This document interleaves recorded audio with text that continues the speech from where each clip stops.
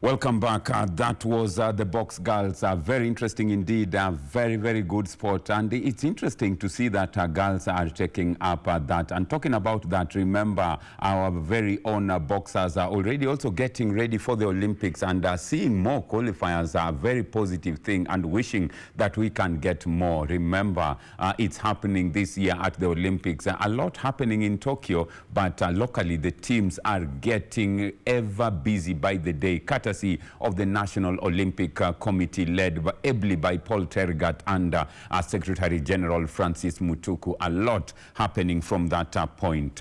Well, in the yesteryears, this was one tournament that produced the best in the country from all sporting disciplines in the country. This was a championship that was always, one that everyone in the sports would want to be part of, because the best, the cream de la cream of Kenyan sports would make sure that they are part of these championships. We are talking about the Kecoso Games. This was when parastatals would lock heads, and the best in Kenyan sports would all meet to decide who the best are. It was about getting the bragging rights of who are the kings and the queens in Kenyan sports. Kecoso still going strong, and courtesy of COVID, last year's tournament was put on hold. This year's event has been slated for the 20th to the 28th of August in Kericho. We are privileged and honored to be joined by two gentlemen in studio to help us unpack what to expect from a Kecoso point of view. Let me introduce the team with me in studio. First, to introduce Mr. Elijah Miano, who is a member of the Publicity and Marketing Committee, to let us know how prepared they are with Kecoso and what to expect come the 20th to the 28th of August. Remember, we as KBC Channel 1 are always part of Kecoso, and I'll find out from him if that still remains to be the norm, and we will be invited for the same. Good afternoon and welcome, Mr. Elijah Miano. Thank you so much.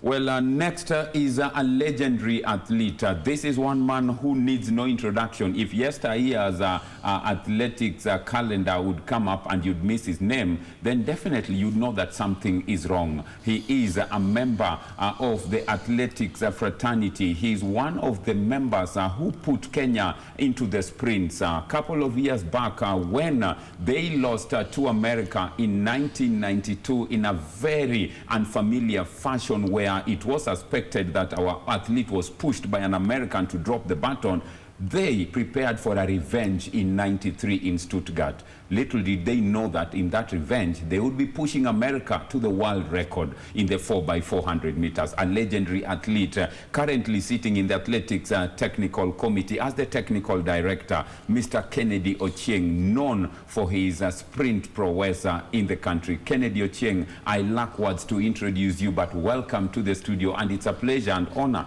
to also have you with us. Thank you very much.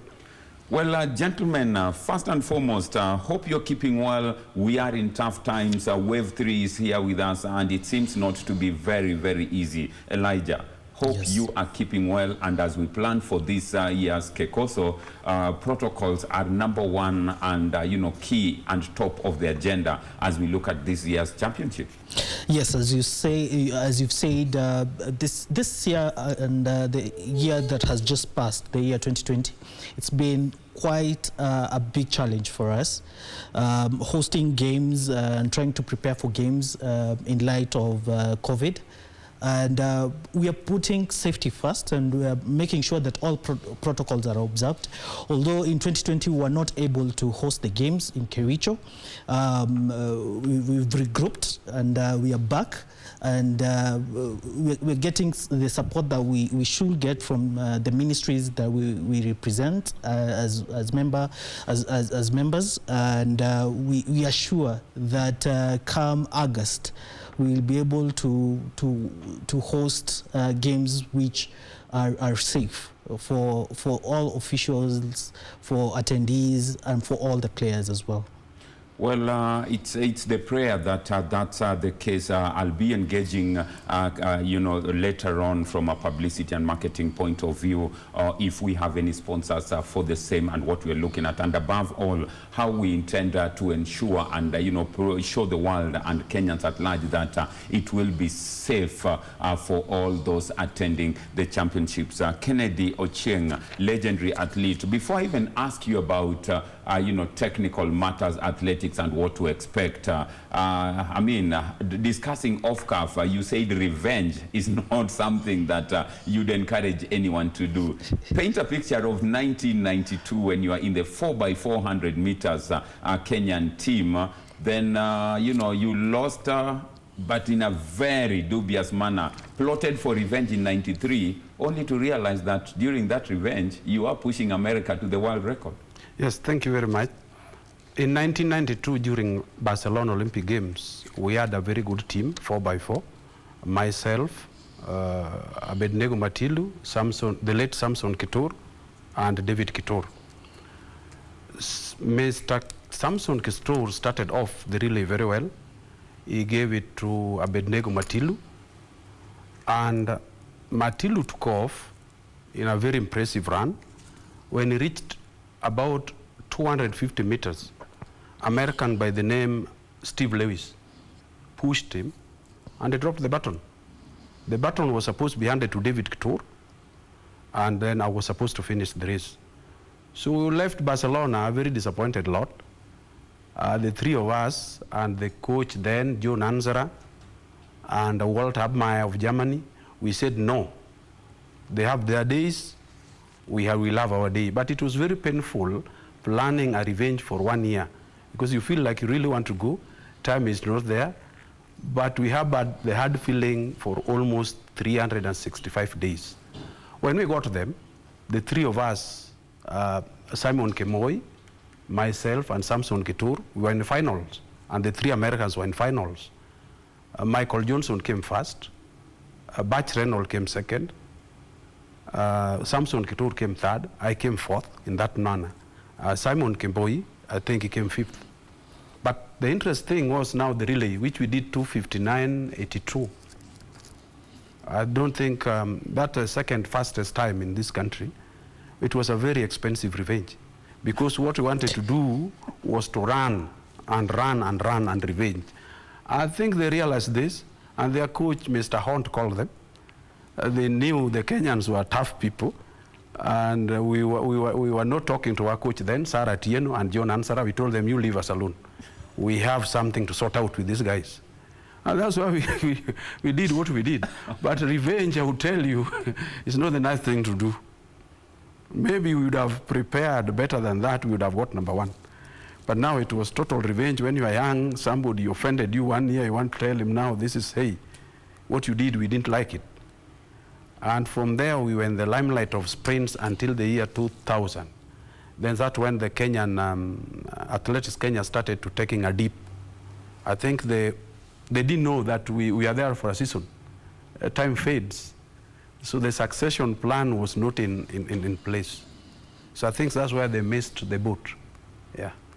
Well, interesting indeed, because when we talk about the yesteryears, Kenya was a force to reckon with in sprints, more so the relays, the 4x4. You would not miss seeing Kenya in the final, and without any struggle, courtesy of the names that he has mentioned, the late Kitur, of course, we had Samson, David, Abednego Matilu, John Anzra, not forgetting Kennedy Ochieng, also as a part of the team, a very, very formidable quartet would be put up by Kenya, and the final was not a question, and getting Kenya in the medal brackets was not anything strange.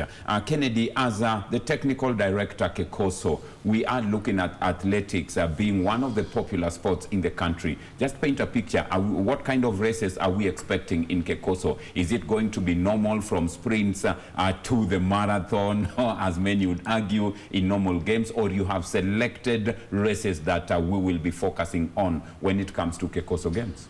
We will do, thank you very much, we will do all events except the steeplechase. Remember, swimming is banned. It has not been ratified.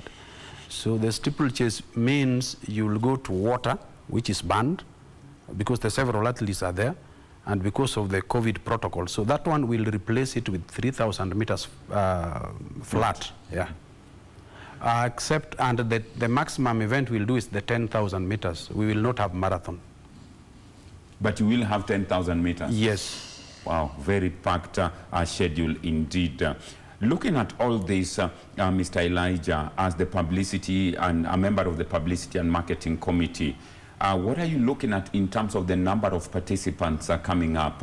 What would be ideal for you right now as we sit in any event, in any championship?